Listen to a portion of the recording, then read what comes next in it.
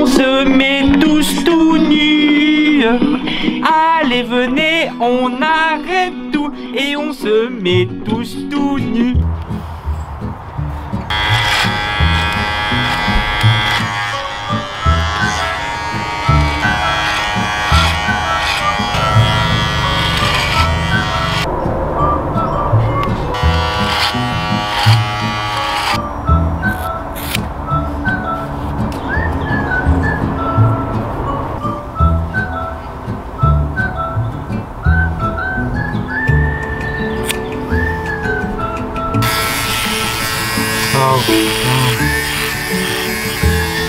Les body. Bon allez, je vous montre le résultat de mes cheveux. Regarde. Tu vois?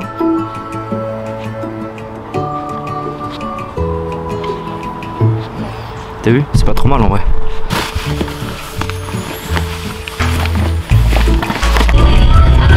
Ah les gens sont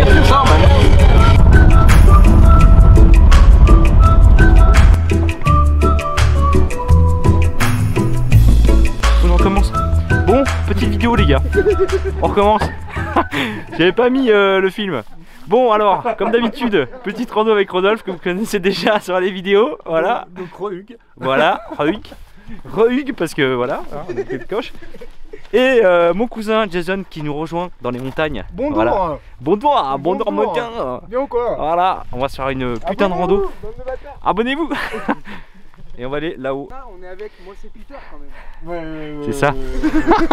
J'accède à la célébrité. Voilà. Bon, dans cette vidéo, les gars, du coup, je vais vous parler de la préparation du camping-car et sur tout ce qui est pour l'hiver, parce que vous attendez cette vidéo depuis longtemps. Donc, on va faire ça petit à petit au fil de la rando et je vais vous expliquer ce qui s'est passé et ce qu'on a fait. Allez. Tchou.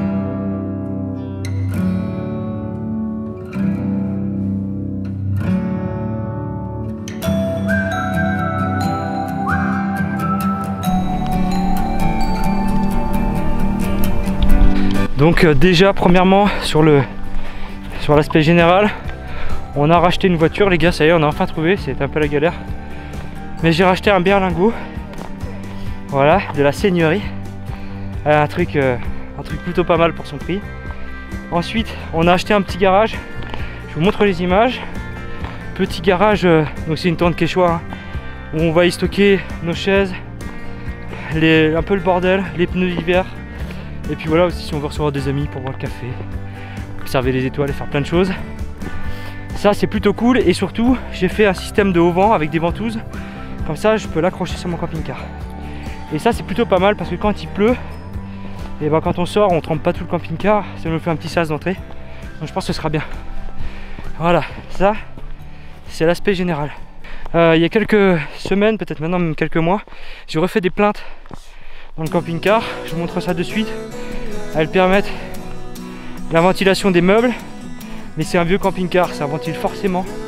Donc j'ai bouché ces aérations qui ramenaient vachement de froid. Et franchement, on y voit vraiment une grosse différence. Donc on a bien fait de faire ça.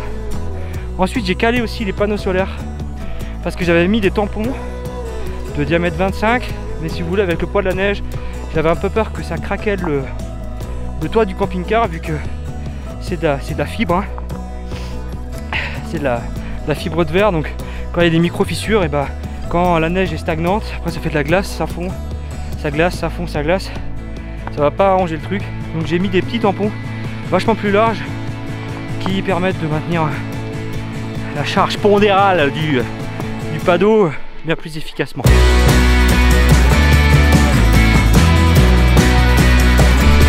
Alors là les gars, on a des lacs qui est gelé, qui est très beau. Et puis juste là-haut, regardez. Juste là-haut. On va observer les gars. On nous observe. Un petit chamois. Voilà. Petit chamois qui nous regarde.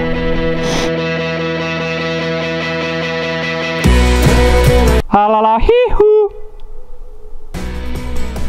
Bon les gars, je vous reprends. Du coup on disait attends, je vais me mettre pour que tu puisses me voir. Voilà, tu vois avec ce beau lac et tout. Donc j'ai isolé donc mon tuyau, je te montre aussi les images. Bonjour à tous les amis. Aujourd'hui on va isoler ce truc là qui a un problème. Parce que quand il va faire très froid, alors je vous montre, quand il va faire très froid, j'ai mon tuyau ici. Tu vois, c'est le truc de mes eaux grises qui risque de geler. Alors, ce que je vais faire, c'est que je vais l'isoler. Je vais l'isoler avec un tuyau que je vais couper en deux et un peu de laine. Voilà, je vous montre ça.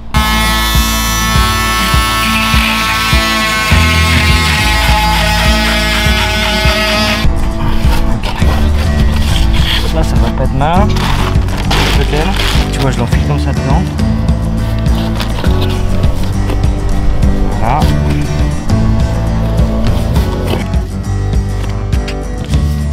Ah, on est pas mal. Ok. Donc là, il faut bien l'écarter. Je vais passer sans passer de tuyau. Voilà. C'est parti. Voilà. Ça, c'est plutôt pas mal. Donc tu vois, comme ça, j'espère que tu vois bien parce que c'est pas évident, c'est un contre-jour. Alors attends, là, tu vois, je te donne ça. Comme ça, c'est bien isolé. Et puis voilà, c'est pas trop mal. Quand même, le truc fini. Bon, alors c'est pas fait dans la dentelle, les gars, donc pas de critique. Parce que voilà. Bon, je vais utiliser la chute du tuyau pour le maintenir quand on va rouler, juste pour aller vidanger, tu vois. Parce que du coup, avec la gaine, eh ben, je peux plus le relever pour le mettre dans le trou qui est ici. Donc j'ai conservé cet anneau et donc voilà le tuyau isolé, les gars. Tout en sachant que les eaux grises, il y a quand même pas mal de mer dedans, entre la bouffe, la graisse, tout ça, donc ça met un peu plus de temps à geler. Il fera pas non plus moins 20, en tout cas je l'espère. Donc ça, c'est une bonne chose. Aussi, j'ai rallongé donc mon tuyau de chauffage. Ça, c'était hyper important parce qu'on avait encore des petites odeurs et je veux pas prendre de risque avec le dioxyde de carbone. Donc j'ai rallongé mon tube. Pareil, c'est un tube de fortune. C'est un pied de lit que j'ai trouvé pour rallonger parce qu'en fait c'est des trucs chinois. Je l'ai rallongé, voilà. Je l'ai rallongé avec un tuyau parce que je veux être sûr que les gaz d'échappement ils échappent bien à l'extérieur, et ça c'est hyper important. Fais gaffe parce que clairement tu peux t'endormir la nuit, ne jamais te réveiller, et ça, les gaz d'échappement du coup là ils s'échappent vraiment bien parce qu'un camping-car dessous, le mien c'est un caisson, et si tu veux tous les gaz ils s'accumulent dessous, et donc la pipe d'air que je vais te montrer qui est de l'autre côté, donc j'ai mis vraiment des deux côtés séparer complètement les deux choses. Donc tu as la pipe d'air qui est juste ici. Alors tu vois, elle est, d'ailleurs je l'ai décalée. Voilà l'entrée d'air, mon entrée d'air qui est juste ici. Et aussi, ah oui, un truc important, j'ai remis un détecteur de dioxyde de carbone à ma tête au niveau de mon lit. Il y en a déjà un, alors je sais, c'est déjà beaucoup d'en avoir un, c'est déjà bien dans un petit espace, mais je préfère quand même assurer le truc et en mettre deux, et un à ma tête parce que l'air chaud monte et le dioxyde doit sûrement monter aussi, et dans la Capucine on est vachement plus bas que le bas de porte où là les gaz peuvent rentrer, donc je préfère en mettre un à ma tête. Voilà pour ce qui est la partie chauffage. Le chauffage, comme d'habitude, le type Webasto fonctionne très très bien, on en est très content. En 20 minutes vous gagnez 10 degrés. S'il fait un peu frais, il suffit d'augmenter, donc c'est génial, ça coûte pas cher et ça fonctionne très très bien, et surtout ça ne consomme pas. Et on a aussi rajouté un chauffage à bain d'huile, ça c'est pour le maintenir la journée hors gel, donc il arrive à maintenir à peu près entre 15 et 17 degrés, c'est vraiment un tout petit, un truc de studio. Et ça, on en est super content aussi parce qu'il consomme rien et on peut le laisser toute la journée sans risque de feu, sans risque de machin. Et vu qu'on est branché au 220, et du coup ça fonctionne bien. Je raconte ma life, les gars de se dire il parle avec la caméra, il est bizarre. Donc comment ça se passe au camping? Au camping c'est simple, on vidange 2 fois par semaine les eaux grises. J'attends pas que ce soit plein pour pas que ça gèle et que ça pète. Et on remplit l'eau 2 fois par semaine. Donc ça fonctionne plutôt pas mal. On a de l'eau chaude, on a du chauffage, on a tout ça. Donc on est vraiment bien calé. Pourquoi on n'a pas fait de vidéo avant? Pourquoi ça met tant de temps? Parce que les week-ends sont beaux et qu'on profite de la montagne un maximum, qu'on taffe comme des malades. Et franchement j'ai le temps pour du rush, mais j'ai pas le temps pour le montage. Vous savez très bien qu'un montage ça met des heures et des heures. Sur un montage classique il faut compter entre 5h et 8h dans le meilleur des cas. Les 5h et 8h quand il fait grand bleu, j'aurai tout le temps quand il fera mauvais de vous faire des vidéos, de faire un peu de montage. On prend du temps pour nous, il a fallu aussi qu'on s'installe. Voilà. Mais on est bien là. Ah mon Rodolphe.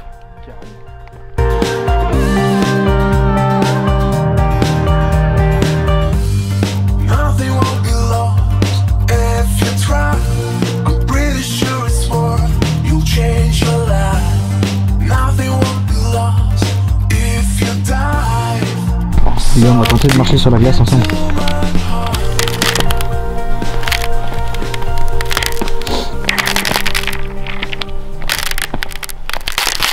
Oh! Vous entendez ce bruit satisfaisant? Et là, les gars, je vais vous dire... Oh mon gars, regarde! Ça fait bouger l'eau!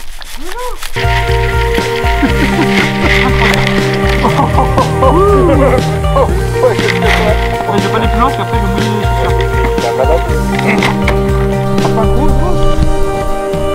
Ouais, ça devrait être plus clair. Vas-y, j'aime, hein. Putain, m'a fait peur.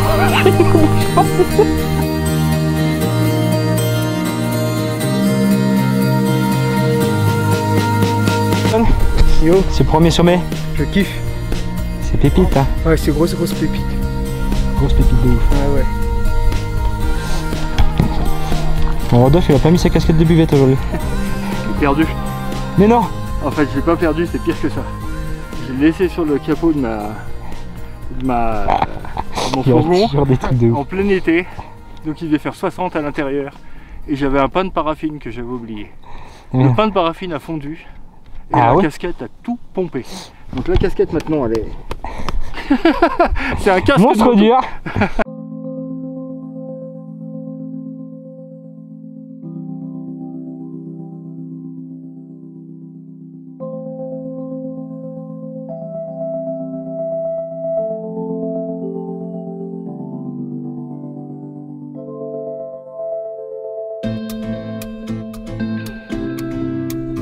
Bon les gars, on parlait du camping-car, mais là j'ai plus les mots là.